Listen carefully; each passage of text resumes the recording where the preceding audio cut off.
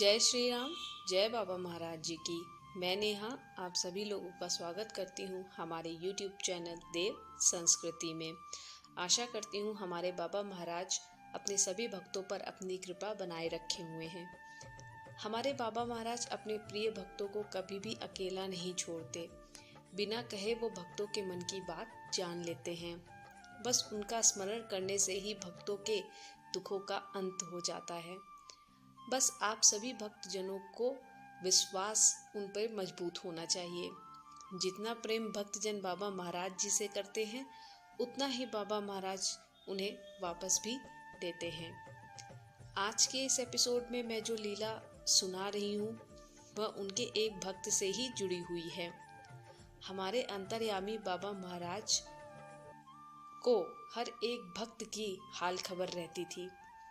मंगलवार का दिन था। कैची आश्रम में कुछ भक्तों का मंगलवार का व्रत था। पूजा पाठ पूरी करने के बाद सभी भक्तों ने फलहार ग्रहण किया और विश्राम करने चले गए। लेकिन उनमें से एक भक्त ऐसा भी था जिसे आश्रम के सेवक फल और दूध देना भूल गए थे। वह भक्त भी बेचारा बिना कुछ बोले, बिना किसी शिकायत के अपने कमरे में आराम करने चला गया। आधी रात बीत गई।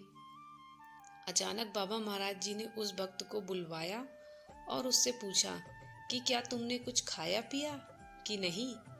वह भक्त भी इतना सीधा साधा था, बाबा महाराज को कहीं बुरा न लगे इसलिए उसने बाबा महाराज जी से झूठ बोल दिया कि हाँ मैंने दूध पी लिया है।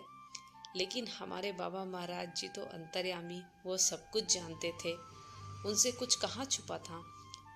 बाबा महाराज जी ने तुरंत सेवक को बुलाया और पूछा, तो बेचारे सेवक ने अपनी भूल को स्वीकार की और वहां से चला गया। अब आधी रात तो बीत चुकी थी, दूसरा दिन भी लग गया था। तब बाबा महाराज जी ने उस भक्त को अपने कमरे में बुलाया और कमरा अंदर से बंद कर लिया।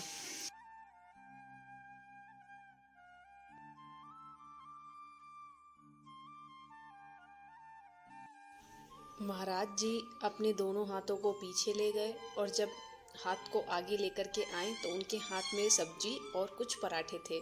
उस भक्त को उन्होंने भोजन दिया और बोले कि अब दूसरा दिन लग ही गया है तो तुम भूखे भी हो, लो यह भोजन खा लो यहीं पर बैठ के। भक्त बाबा महाराज जी की यह लीला और प्रेम को देखकर रो पड़ा और बाद में उसने बाबा जी के कमरे में ही भोजन किया। उसके बाद बाबा महाराज जी ने उस भक्त को एक दोने में खीर भी दी।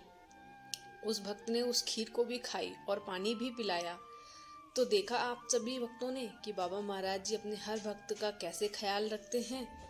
भोजन और खीर उन्होंने कहाँ और कैसे उत्पन्न की, यह लीला तो बाबा महाराज ही जाने।